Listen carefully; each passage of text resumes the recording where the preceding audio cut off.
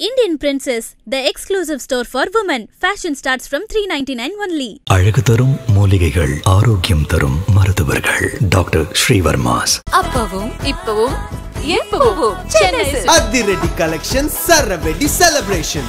தாய் மடியில் இருக்கிற என் மனசுக்கு ரொம்ப நெருக்கமான நாகப்பட்டினம் மண்ணிலிருந்து நின்று பேசிட்டு இருக்கிறேன். என் நெஞ்சில் கொடியிருக்கும்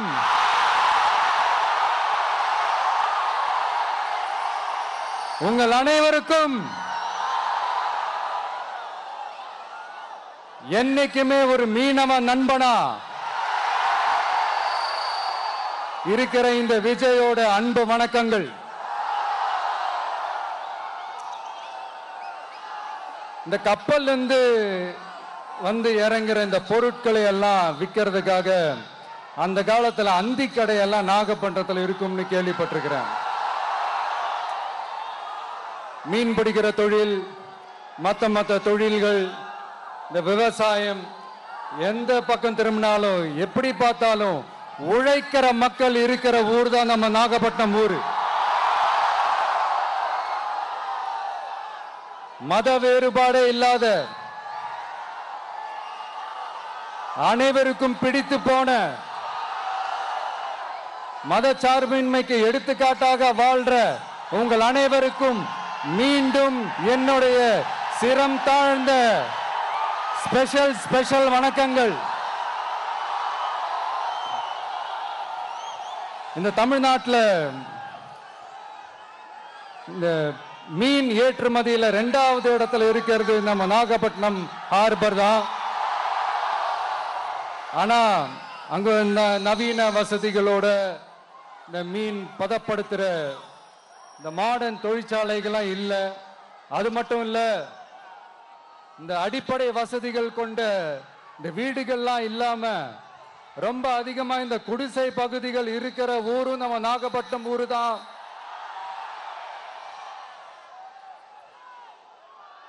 இந்த முன்னேற்றத்திற்கெல்லாம் எங்கள் ஆட்சி தான் சாட்சி. அப்படி இப்படின்ட்டு இந்த அடுக்குமொழியில பேசி பேசி அது நம்ம கேட்டு காதுல இருந்து ரத்தம் வந்ததான் மிச்சம். இவங்க ஆண்டது பத்தாதா? இப்படி தவிக்கிறாங்களே நம்ம மக்கள், அது பத்தாதா?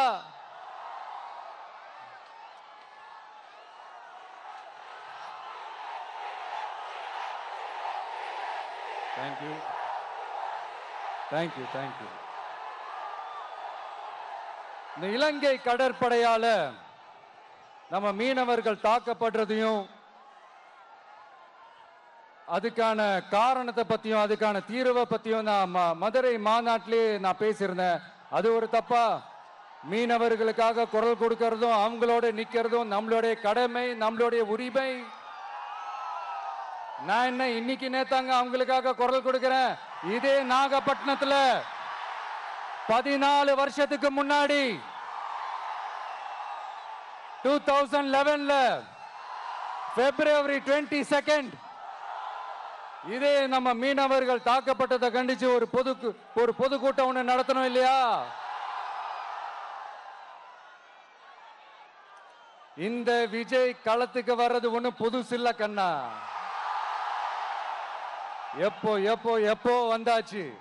என்ன ஒண்ணு, முன்னாடிலாம் விஜய் மக்கள் இயக்கம் என்ற அந்த இயக்கமா வந்து நிற்போம். இப்ப தமிழக வெற்றி கழகம் என்ற அந்த ஒரு அரசியல் இயக்கமா வந்து நிக்கிறோம். அவ்வளவுதான் வித்தியாசம். அன்னைக்கும் சரி, இன்னைக்கும் சரி, இனிமேலும் சரி, மக்களுக்காக மக்களோட நிக்கிறது தான். இது புரிய வேண்டியவங்களுக்கு புரிஞ்சா சரி.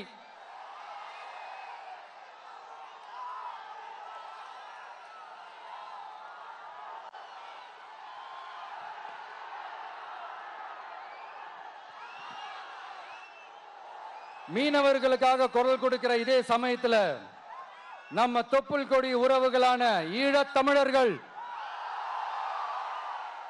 அவங்க இலங்கையில் இருந்தாலும் உலகத்துல எந்த மூலையில இருந்தாலும் தாய்ப்பாசம் காட்டின தலைவனை இழந்து தவிக்கிற அவங்களுக்காகவும் குரல் கொடுக்கிறது, அவங்களுக்காகவும் நிக்கிறது நம்மளோட கடமை இல்லையா? மீனவர்களோட உயிர் எந்த அளவுக்கு முக்கியமோ அந்த அளவுக்கு ஈழத் தமிழர்களோட அவங்களுடைய கனவுகளும் அவங்களுடைய வாழ்க்கையும் நமக்கு ரொம்ப ரொம்ப முக்கியம். நம்ம மீனவர்கள் படுற இந்த கஷ்டத்தை எல்லாம் பார்த்து ஒரு பெருசா ஒரு கடிதம் ஒண்ணு எழுதிட்டு அதுக்கப்புறம் கப்சிப்னு சைலண்டா போறதுக்கு நாம ஒண்ணு இந்த கபட நாடக திமுக அரசும் கிடையாது. மத்த மீனவர்கள்னா இந்திய மீனவர்கள், நம்ம மீனவர்கள்னா தமிழக மீனவர்கள். இப்படி பிரிச்சு பார்த்து பேசுறதுக்கு நாம ஒண்ணு பாசிச பாஜக அரசும் கிடையாது. நிரந்தரமான தீர்வு, நிரந்தரமான ஒரு இந்த ப்ராப்ளத்தை சால்வ் பண்றது தான் நம்மளுடைய ஒரு முக்கியமான ஒரு அஜெண்டாவே. சரி, இப்ப நம்ம நாகப்பட்டினம் ஏரியாவுக்கு வருவோம்.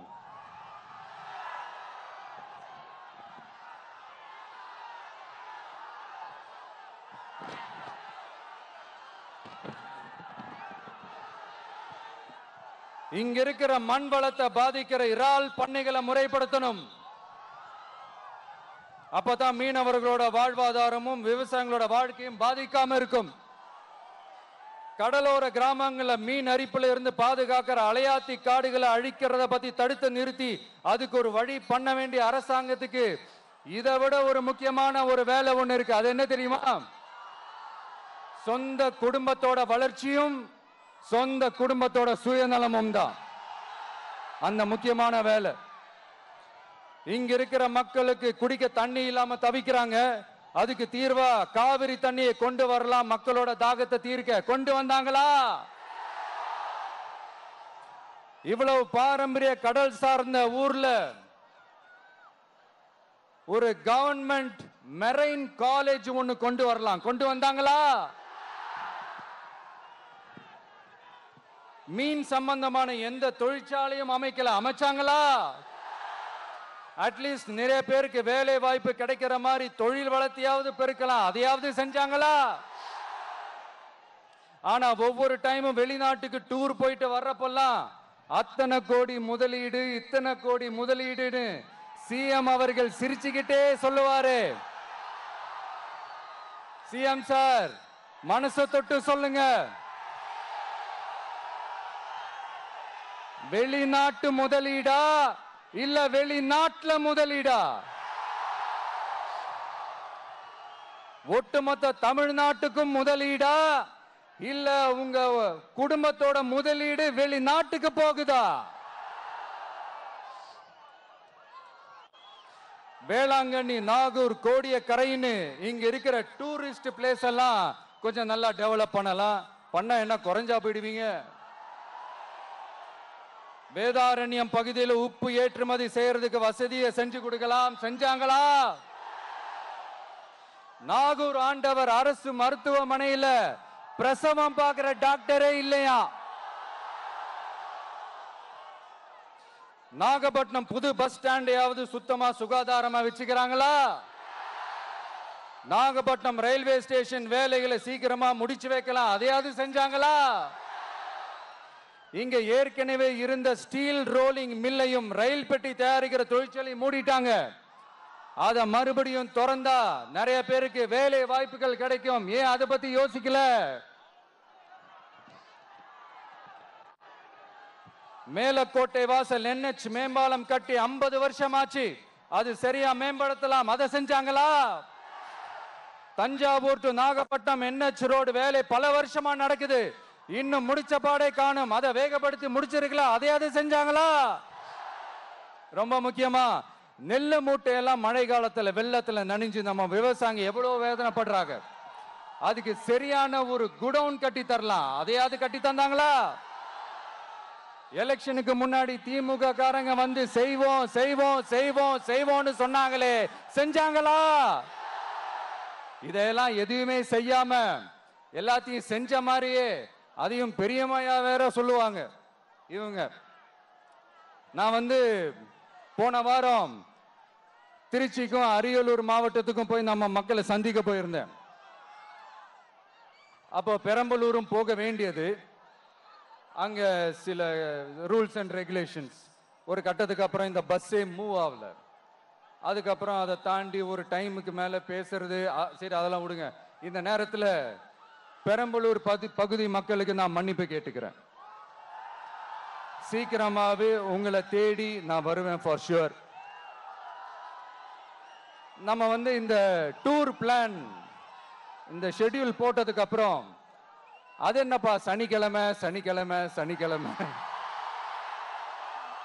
அப்படின்னு ஒன்று ஸ்டார்ட் ஆச்சு. அது ஒன்றும் இல்லை, உங்க எல்லாரையும் பார்க்கும்போது உங்களுக்கு எந்த விதமான டிஸ்டர்பன்ஸும் இருந்துடக்கூடாது. முக்கியமா உங்களுடைய வேலைகளுக்கு எந்த விதமான டிஸ்டர்பன்ஸும் இருந்துடக்கூடாது அப்படின்ற ஒரே காரணத்துக்காக தான் இப்படி வீக்கெண்டா பார்த்து இப்படி இந்த பிளானை ஷெட்யூல் பண்ணோம். லீவு நாட்கள்ல ஓய்வு நாட்கள்ல வரணும்ன்றதான் அந்த எண்ணமே. அது மட்டும் இல்ல, அரசியல்ல சில பேருக்கு நம்ம ஓய்வும் கொடுக்கணும் இல்லையா? அதனாலதான் இந்த ஓய்வு நாட்களா பார்த்து இப்படி செலக்ட் பண்ணோம். சரி, இப்போ நம்ம மக்களை சந்திக்கிறதுக்கு, நம்ம சொந்தங்களை சந்திக்கிறதுக்கு எத்தனை கட்டுப்பாடுங்க. அந்த இடத்துல பர்மிஷன் இல்லை, இந்த இடத்துல பர்மிஷன் இல்லை. ஆனா அதுக்கான காரணங்கள்லாம் நீங்க கேட்டீங்கன்னா சொத்தையான காரணமா இருக்கும். அங்க பேசக்கூடாது, இங்க பேசக்கூடாது, 5 நிமிஷம் தான் பேசணும், 10 நிமிஷம் தான் பேசணும். நான் பேசுறதே 3 நிமிஷம் தான். அதுலயும் அது பேசக்கூடாது, இதை பேசக்கூடாதுன்னு சொன்னா அப்புறம் தான் எதை தான் பேசுறது. அரியலூர்ல போனப்போ நான் கரெக்டா அந்த ஊருக்கு போறதுக்கு முன்னாடி அந்த ஏரியாலேயே அந்த பவர் கட்டு. அப்புறம் நான் திருச்சிக்கு போய் நான் பேச ஆரம்பிச்சதுக்கு அப்புறம் அந்த ஸ்பீக்கருக்கு போற அந்த வயரு கட்டு. இல்ல, நான் தெரியாம தான் கேட்கிறேன் சிஎம் சார். ஃபார் எக்ஸாம்பிள், இப்போ ஒரு RSS தலைவர் இங்க வராருன்னு வச்சுக்கோங்க, இல்ல நம்ம பிரதமர் மோடிஜி அவர்களோ இல்ல உள்துறை அமைச்சரோ இங்க வராருன்னு வச்சுக்கோங்க. இந்த மாதிரி கண்டிஷன்ஸ்லாம் போடுவீங்க, இந்த மாதிரி பவர் கட் பண்ணுவீங்க, இந்த மாதிரி வயர் கட் பண்ணுவீங்க. கொஞ்சம் கட் பண்ணி தான் பாருங்களேன். முடியாதுல, பேஸ்மெண்ட் அதிரும்ல. நீங்க தான் மறைமுக உறவுக்காரர்களாச்சே.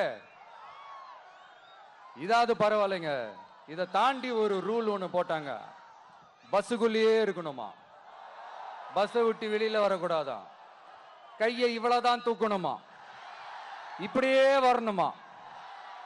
மக்களை பார்த்து சிரிக்காத, மக்களை பார்த்து கையசைக்காத, இப்படியெல்லாம். ஐயோ ஐயோ, நானும் என்னவோ ஏதோ நினைச்சேங்க. செம்ம காமெடியா இருக்குங்க. I am just enjoying like anything. நேரடியாவே கேட்கிறேன், சிஎம் சார் மிரட்டி பாக்குறீங்களா? அதுக்கு இந்த விஜய் ஆள் இல்ல சார், அதுக்கு நாம ஆள் இல்ல சார். என்ன செஞ்சிருவீங்க? மேக்சிமம் கொள்கைய சும்மா பேருக்கு மட்டும் வச்சுக்கிட்டு குடும்பத்தை வச்சு கொள்ளையடிக்கிற உங்களுக்கே இவ்வளவு இருந்தா, சொந்தமா உழைச்சி சம்பாதிச்ச எனக்கு எவ்வளவு இருக்கும்?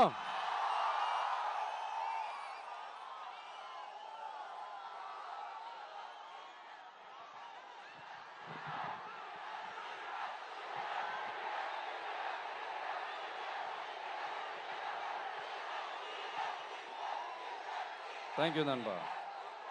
என்ன நாங்க பெருசா கேட்டுவிட்டோம்? மக்கள் நிம்மதியா ஃப்ரீயா நின்று பார்க்கறதுக்கு ஒரு இடம், அதை நாங்க தேர்வு செஞ்சு அதுக்கு பர்மிஷன் கேட்கிறோம். ஆனா நீங்க என்ன பண்றீங்க? அந்த இடத்தையெல்லாம் விட்டுட்டு நெருக்கடியோட, மக்கள் நெருக்கடியோட எங்கெல்லாம் நிப்பாங்களோ அந்த இடமா பார்த்து செலக்ட் பண்ணி தெரியுங்க. உங்க எண்ணம் தான் என்ன சார்? நான் அவங்கள பார்க்க கூடாது, அவங்களோட பேசக்கூடாது, அவங்க குறைகளை கேட்க கூடாது, அவங்களுக்காக குரல் கொடுக்க கூடாது, என்னதான் சார் உங்க எண்ணம்? சரிங்க சார், ஒரு அரசியல் தலைவன் அப்படின்றதெல்லாம் மறந்துருங்க. ஒரு சாதாரண ஒரு தமிழ்நாட்டு மண்ணோட ஒரு மகனா, ஒரு நம்ம தமிழ் மக்களுடைய ஒரு சொந்தக்காரனா, என் மக்களை, என் குடும்பத்தை, என் சொந்தங்களை நான் பார்க்க போனா என்ன பண்ணுவீங்க? அப்பவும் தடை போடுவீங்களா? வேணாம் சார், இந்த அடுக்குமுறை, இந்த அராஜக அரசியல்லாம் வேணாம் சார். நாம ஒண்ணு இங்க தனியால் இல்லைங்க சார். மாபெரும் மக்கள் சக்தியோட பிரதிநிதிங்க சார். மாபெரும் பெண்கள் சக்தியோட சகோதரன் சார். மாபெரும் இளைஞர் இயக்கமா இருக்கிறோம் சார். மறுபடியும் சொல்றேன், 2026ல ரெண்டு பேருக்கு நடுவுல தான் போட்டியே. ஒண்ணு இன்னொன்னு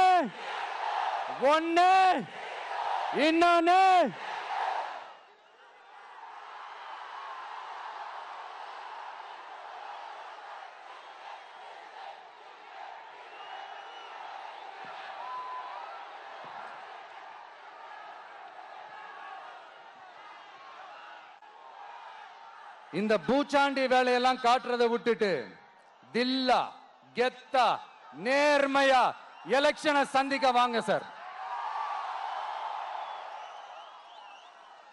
பார்த்துடலாம் சார். கொள்கையை பேருக்கு மட்டும் வச்சுக்கிட்டு குடும்பத்தை வச்சு தமிழ்நாட்டை கொள்ளையடிக்கிற நீங்களா, இல்ல தமிழ்நாட்டில் இருக்கிற ஒவ்வொரு வீட்டுக்குள்ளேயும் ஒருத்தனா இருக்கிற நானா, இந்த விஜயா? பார்த்துடலாம் சார். இனிமேலும் இந்த தடைகள்லாம் போட்டீங்கன்னா நான் நேரடியா மக்கள்கிட்டயே பர்மிஷன் கேட்டுருவேன். மக்களே நீங்க சொல்லுங்க, நான் உங்களை பார்க்க வரக்கூடாதா? நான் உங்களோட பேசக்கூடாதா? உங்க குறைகளை நான் கேட்க கூடாதா? உங்களுக்காக நான் குரல் கொடுக்க கூடாதா? இப்படி நமக்கு தடையா போடுறாங்களே, இந்த திமுக அரசு மறுபடியும் ஆட்சிக்கு வரணுமா? உங்க நல்லதுக்காக நம்ம உங்க டிவிக்கு ஆட்சி அமையணுமா? சத்தமா கேட்டுச்சா மை டியர்? ஏன்பா, நான் தான் அப்பவே சொன்னல, அவருக்கு ஆசையா பாசமா கூப்பிட்டா பிடிக்க மாட்டேங்குது. ஏன்பா மறுபடியும்? கேட்டுச்சா சிஎம் சார்?